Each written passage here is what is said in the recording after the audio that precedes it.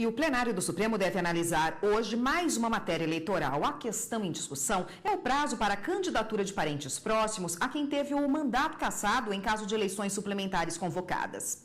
E a consultora jurídica da TV Justiça, Gisele Reis, está aqui no estúdio e vai conversar com a gente a respeito desse assunto na sessão de logo mais no Supremo Tribunal Federal. Boa tarde, Gisele. Boa tarde, Érica. Boa tarde a todos. Bom, Gisele, esse caso envolve eleições suplementares. Conta pra gente do que se trata. Eleições suplementares são exceções, na verdade, né? Nós temos as eleições ordinárias e elas só devem acontecer quando há um motivo que justifique a renovação das eleições em determinada sessão eleitoral.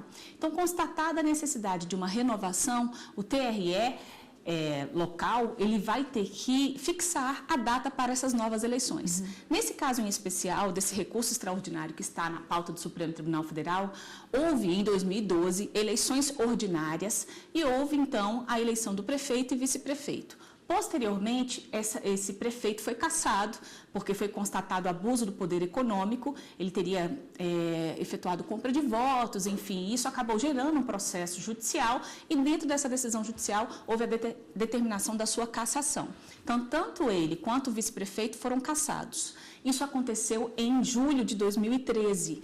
E aí o que aconteceu? Logo em seguida, o TRE local convocou então essas novas eleições, né, a renovação das eleições, por meio das eleições suplementares, e fixou, inclusive, por meio de uma resolução, um prazo de 24 horas para que candidatos que quisessem efetuar o seu registro de candidatura se desincompatibilizassem. E foi dentro desse prazo que a esposa do então prefeito, né, que na verdade já tinha sido afastada do cargo por conta da cassação, a chapa acabou elegendo ela para poder concorrer a essas eleições suplementares.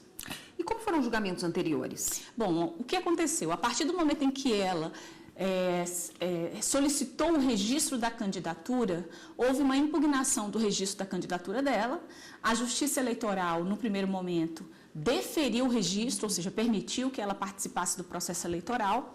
Posteriormente, houve um recurso do Ministério Público Local ao Tribunal Regional Eleitoral. No Tribunal Regional Eleitoral, essa decisão inferior ela foi alterada e aí o registro foi indeferido. Logo em seguida, houve um recurso para o Tribunal Superior Eleitoral, que também manteve a decisão do TRE, ou seja, indeferindo o registro de candidatura. E aí veio, então, o caso agora ao Supremo Tribunal Federal por meio de um recurso extraordinário.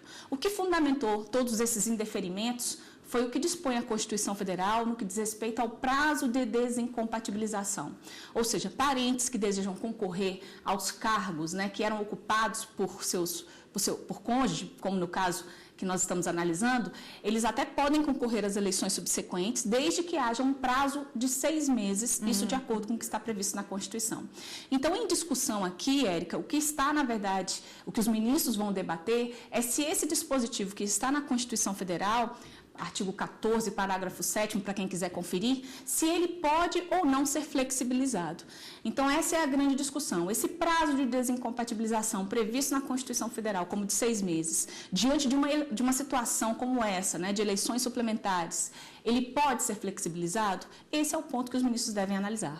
Esse caso chegou até aqui por meio de um recurso da candidata, né? No que ela se baseia para defender a candidatura dela? Ela se baseia no direito de ser votada. Ela entende que ela, como cidadã, ela preenche todos os requisitos para ser eleita, né? Ela seria elegível. E, de acordo com os argumentos, né, que foram colocados pela defesa da candidata, esse prazo de desincompatibilização previsto na Constituição Federal, ele seria impossível de ser cumprido no caso concreto. E por qual razão? Porque nem ela sabia que ia ter eleições suplementares. Então, como seria possível exigir dela um prazo de 6 meses de desincompatibilização, se nem ela, nem ninguém ali do município teria condições de saber que essas eleições efetivamente seriam convocadas? E mais, a cassação do prefeito se deu em julho. As eleições foram marcadas, as suplementares, para 1º de setembro. Então, não teria prazo hábil para que se tivesse uma desincompatibilização dentro dos termos que estão previstos na Constituição Federal. Então, ela traz argumentos também no sentido de que a própria resolução do Tribunal Regional Eleitoral, ao convocar essas eleições suplementares, houve uma flexibilização de diversos prazos. Diversos prazos que estão previstos na lei de uma maneira muito mais elástica foram diminuídos por conta da excepcionalidade da medida. Então, ela entende que a situação é excepcional. Esse caso, inclusive, foi por esta razão que acabou tendo o reconhecimento da repercussão geral, é extremamente interessante.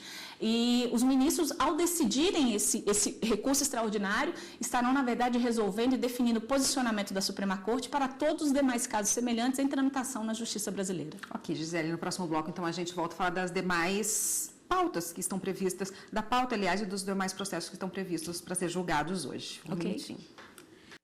Aqui no estúdio nós voltamos a falar com a consultora jurídica da TV Justiça, Gisele Reis, sobre a pauta de hoje na sessão do Supremo Tribunal Federal.